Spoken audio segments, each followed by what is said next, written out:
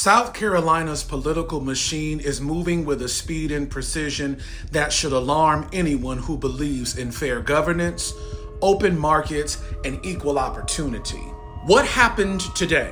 Governor Henry McMaster's executive order directing state agencies to stop using minority contracting quotas is not an isolated policy change. It is part of a deliberate and well-constructed strategy designed to consolidate power among a narrow, ideologically aligned class, white Republican men and their political allies. This is not speculation. It is a pattern, a coordinated architecture, a rigged system revealing itself. Governor McMaster's directive eliminates long-standing requirements that ensured a portion of state contracts, particularly in the areas of transportation, infrastructure, and procurement, reached minority-owned and women-owned businesses. These programs were never handouts. They were corrective measures designed to address generations of economic exclusion. By ending them abruptly, McMaster claims he is defending constitutional fairness. In reality, he is revoking one of the few tools that allowed Black businesses, Latino businesses, indigenous businesses, and white women-owned businesses a pathway into South Carolina's overwhelmingly white, politically connected contracting universe. It is not about fairness.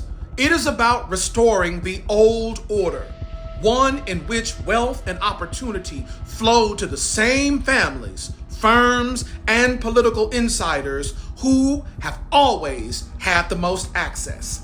This structural shift cannot be understood without examining House Speaker Murrell Smith, perhaps the most quietly powerful figure in South Carolina politics. Smith is a practicing attorney who selects through the legislature the very judges before whom he later appears in court representing clients. Those same judges then rule on cases involving the Speaker of the House, awarding settlements that benefit him or his firm. It is a feedback loop of influence without meaningful oversight, carried out in broad daylight. With Smith now collaborating with McMaster to rewrite contracting requirements, the implications are clear.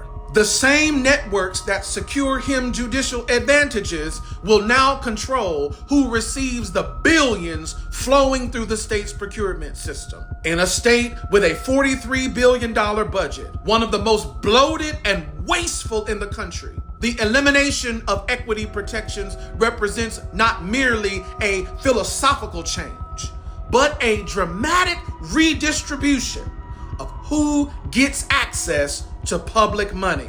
Representative April Cromer has fashioned herself as one of the loudest voices against DEI, racial equity, and minority contracting programs. But any analysis of her policy positions must be paired with the reality that her own family's business benefits from state contracts, including work connected to the Tiger River Correctional Institution. This contradiction reveals the true nature of the movement. It is not opposition to government spending. It is opposition to who gets the spending. DEI is not the enemy. Black entrepreneurs are not the enemy. Small white rural businesses are not the enemy. White women-owned firms, which historically relied heavily on these programs, are not the enemy. The enemy, in the eyes of this faction of the GOP, is any system that threatens to diversify economic opportunity. Cromer, McMaster, and Smith are not trying to shrink government. They are trying to monopolize it.